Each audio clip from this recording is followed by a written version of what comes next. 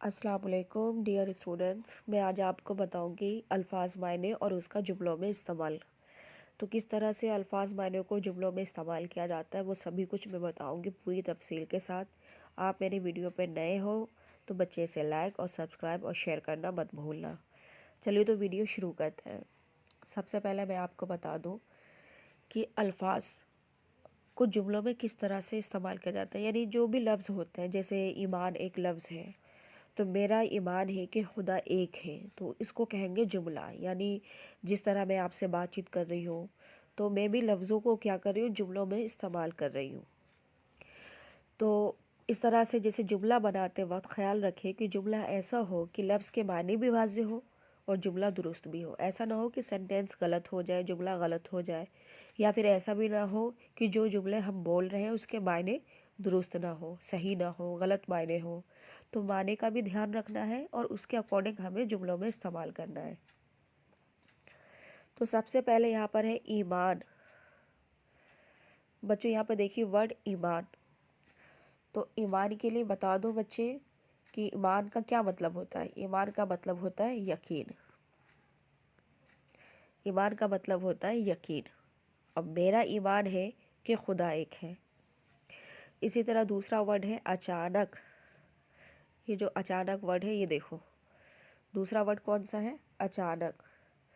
तो अचानक का मतलब होता है नागहा। एक दिन अचानक शेर आ गया और उसने रेवड़ पर हमला कर दिया। तीसरा वर्ड है हमारा इफ्तार। इफ्तार का मतलब होता है रोज़ा खोलना। आज अब जुमलों में किस तरह इस्तेमाल करेंगे, आज हम इकट्ठे रोज़ा इफ्तार करेंगे। नेक्स्ट वो जो वर्ड है ये है हमारा इस्लामी। इस्लामी यानी दीन इस्लाम का। मुहर्रम पहला इस्लामी महीना है। ये जो महीना इसमें लिखा हुआ है आप इसको ऐसे भी लिख सकते हो।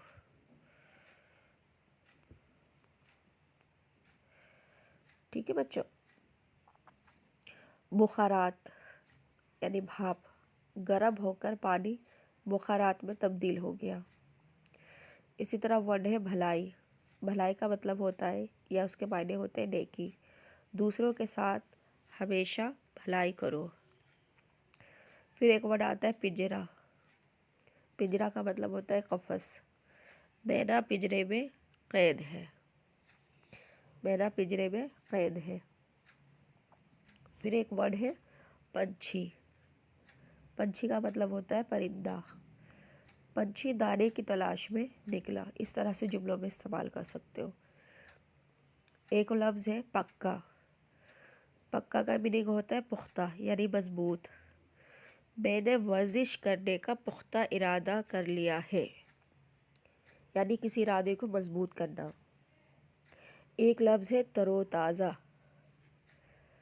तरोताज़ा तो आपको पता है यानी ताज़ा उतरी हुई चीज़।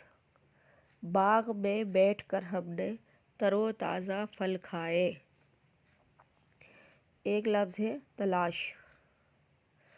तलाश का मतलब होता है ढूंढना। अहमद अच्छी नौकरी की तलाश में है। एक लफ्ज़ है तुम ही। उसका मतलब होता है तुम ही। तुम ही का मतलब होता है तुमसे ही। तुम ही ने तो मुझे चुप रहने के लिए कहा था। एक लफ्ज़ है तिजारत। तिजारत का मतलब होता है ख़रीदो फ़रोख्त।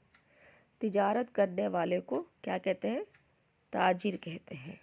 इस तरह से हमने जुमलों में इस्तेमाल कर लिया। एक वर्ड है ताल्लुक़। ताल्लुक़ का मतलब होता है वास्ता। हमारा ताल्लुक़ किससे है, नबी की उम्मत से है। ठीक है बच्चों। तो इस तरह से हम क्या कर सकते हैं, हर लफ्ज़ जो है, जो अल्फाज है, उसको जुमलों में इस्तेमाल कर सकते हैं। ठीक है।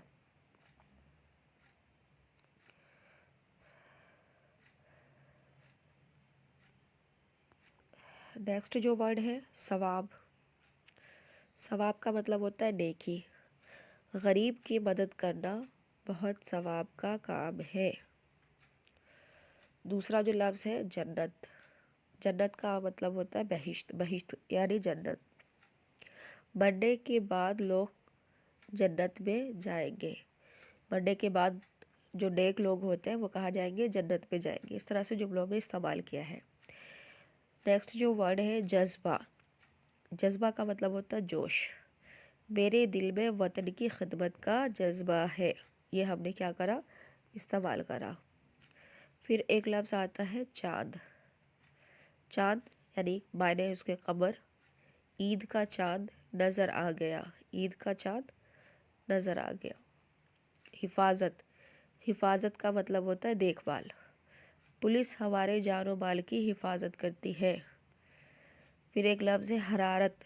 हरारत का मतलब होता है तपिश। हरारत से बर्फ़ पिघल जाती है यानी तपिश से, आग से। फिर एक लफ्ज़ आता है खुशी। क्या लफ्ज़ है ये? खुशी। तो खुशी का मतलब होता है राज़ी। खुश यानी राज़ी। नेक इंसान खुदा से खुश होता है।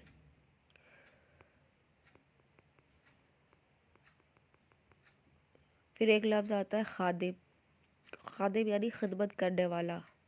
कौम का सरदार कौम का खादिम होता है। फिर एक लफ्ज़ है ख़रीदारी। ख़रीदारी आपको पता ही है, ख़रीदना किसी चीज़ को।